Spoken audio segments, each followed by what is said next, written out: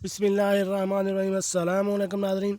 आज की हमारी वीडियो का मौजू है कि अगर आप अपने बच्चों की मसाली परवरिश करना चाहते हैं तो शेख सादी के ये 10 अक़वाल ज़रूर पढ़ें। वो कौन से अक़वाल हैं उसके बारे में अभी मैं आपको तफसील से बताते हैं। तो वीडियो शुरू करने से पहले मेरी आपसे रिक्वेस्ट है कि अगर आप मेरे इस चैनल पर नए हैं तो मेरे इस चैनल को सब्सक्राइब करें और साथ बेल आइकन का बटन भी प्रेस कर दें ताकि इस्लामी मालूमाती वीडियो आपको बार बार मिलती रह सके। जी नाज़रीन, शेख सादी का असल नाम मुशर्रफुद्दीन बिन मुसल्लुद्दीन अब्दुल्ला था। अब ईरान के शहर शिराज में पैदा हुए। आपकी पैदाइश 1184 में हुई जबकि वफ़ात 1291 में हुई।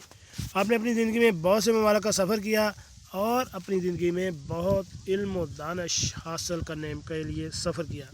आपने अपनी ज़िंदगी में किए गए सफ़र के दौरान इनसे हासिल शुदा मुशाहदों पर बहुत सी किताबें लिखी जिनमें गुलिस्तान सादी और बुस्तान सादी बहुत मशहूर हुई। आपकी ज़िंदगी के मुख्तलिफ़ पहलुओं पर लोगों की रहनुमाई की। बच्चों की तरबियत के हवाले से आपके चंद कौल ऐसे हैं जिनसे बच्चों की बेहतरीन तरबियत की जा सकती है। आपने कहा कि जिस बच्चे की उम्र 10 साल से ज़्यादा हो जाए इसे ना महरमों और एरो गैरों में ना बैठने दो।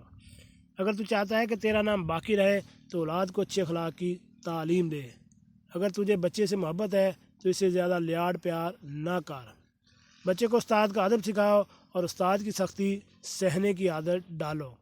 बच्चे की तमाम ज़रूरियात को ख़ुद पूरा करो और इसे ऐसे उम्दा तरीके से रखो कि वह दूसरों की जानब ना देखे।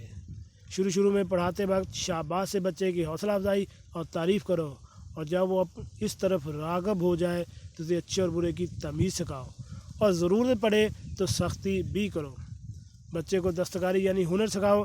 अगर वो हुनरमंद होगा तो बुरे दिनों में भी किसी के सामने हाथ नहीं फैलाने पाएगा। बच्चों पर कड़ी नज़र रखो ताकि वो बुरों की सोहबत में ना बैठे। जी नाज़रीन, कैसे लगे ये शेख सादी के कॉल? उम्मीद है आपको पसंद आए होंगे। मिलते हैं नई वीडियो के साथ।